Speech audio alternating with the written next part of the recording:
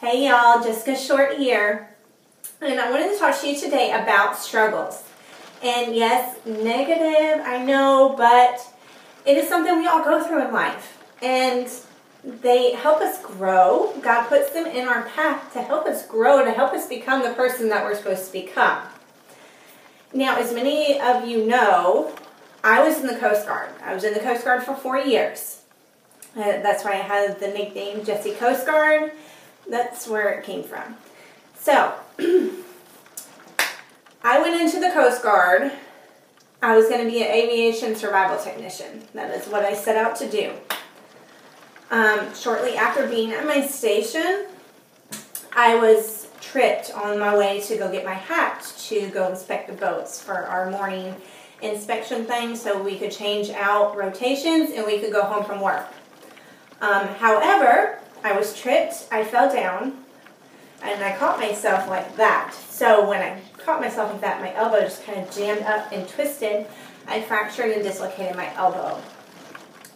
When I was out on my medical leave, I was out for a couple of days, the guy that tripped me was no longer in the Coast Guard. He had gotten out. That was his last day there, or one of his last days there. The mishap report was already issued. I was not asked to give my statement. And what was written down was that I was chasing a ball that they were kicking around, and I tripped and fell and landed, catch myself, and that's how I hurt my arm. So when I got to work and read that, I said, well, they need to know, my statement of what happened. So I typed it up, I gave it to them, and somewhere along the line, somebody just put it to the side. Didn't pass it up to my senior chief. Didn't show him at all. They just kind of left it under wraps. I didn't think anything of it. Now, here I am back at work in the radio communication room, and I'm running search and rescue cases. I don't have use of this arm. This arm's in a splint. It's wrapped up. It's in a sling. So I have to write left-handed, which I'm right-handed. I have to write left-handed. I have to do the radios left-handed and answer phones and do the computer work all left-handed, which was fine. I kept up just fine. It wasn't the first time I was used to writing with my left hand. But one of the nights, two of the guys came in there and they closed the door, which is not uncommon. Which is not common, I should say.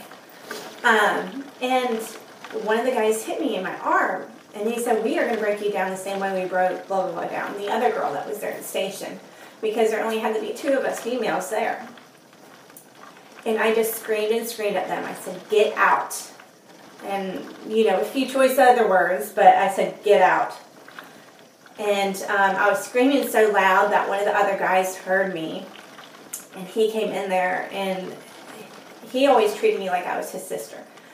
And he came in there and he got them to get out, and he was talking to me and trying to get me to calm down, stuff like that. And I said, no, I can't let this stuff happen anymore. I said, I'm tired of it.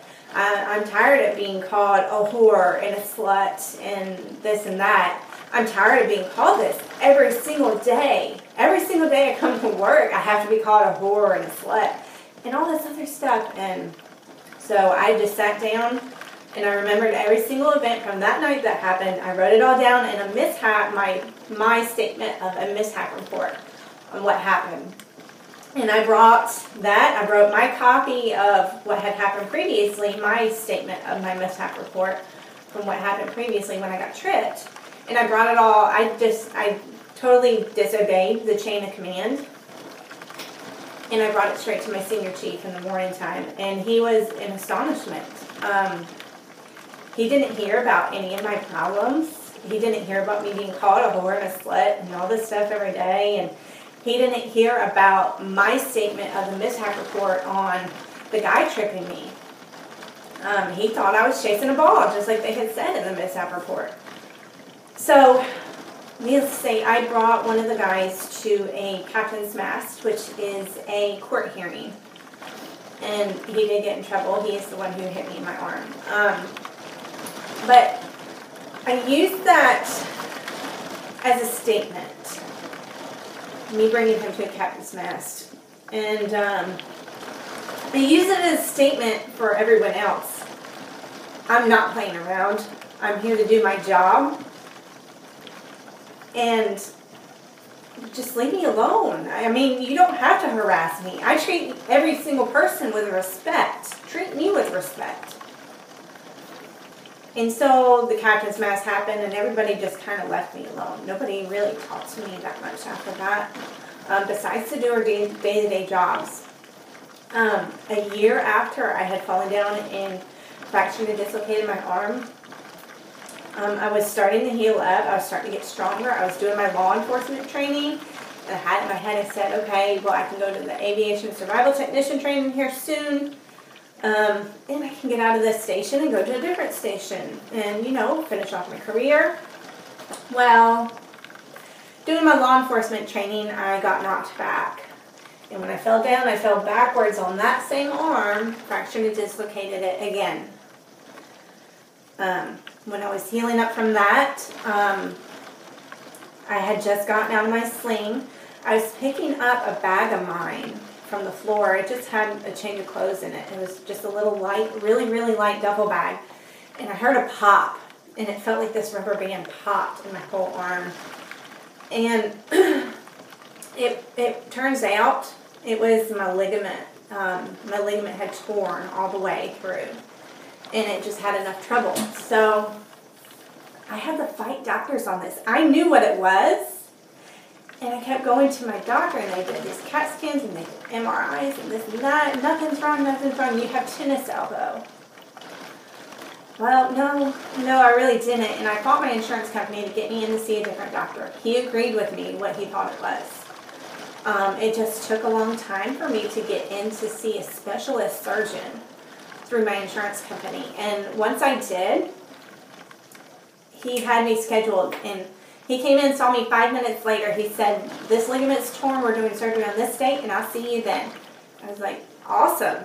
I fought doctors for like maybe a year and a half to get my elbow fixed.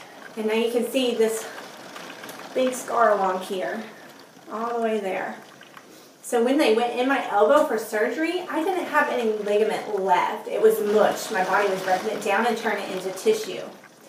What they had to do was they took a tendon from my wrist, and you push these two fingers together here, your thumb and your pinky. You'll see a tendon pop up right in there, which I don't have anymore. Some people have it, some people don't, but it's not something that your body needs. So they cut that out. They drilled holes in my bones. They did that tendon through, they did wires through, and that's how my elbow is held together now.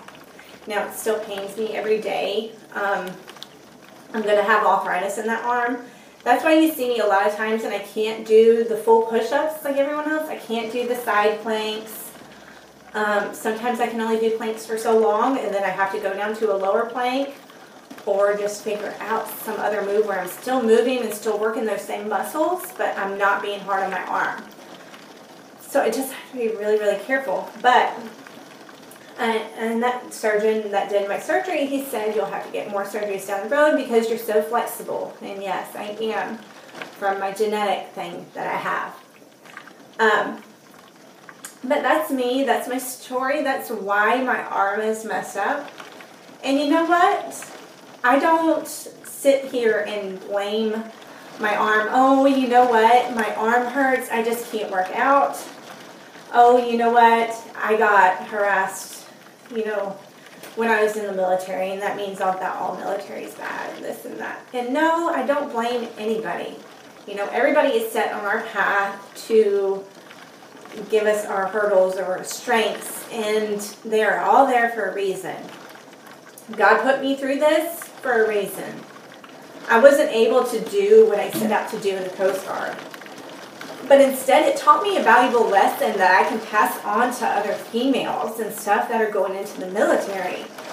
And I know I'm not the only female that has gone through this trouble in the military. So it's a common problem, and it's one I talk to a lot of females about out there. And as far as my exercise and stuff like that, you know what? I am full force into my exercise, and y'all know that. And I don't let it bug me. Hey, you know what? Look how long I've been doing fitness. Yes, I still do push-ups for my knees. No, I cannot hold a side plank up on my side with my arm fully extended. But you know what? I'm okay with that.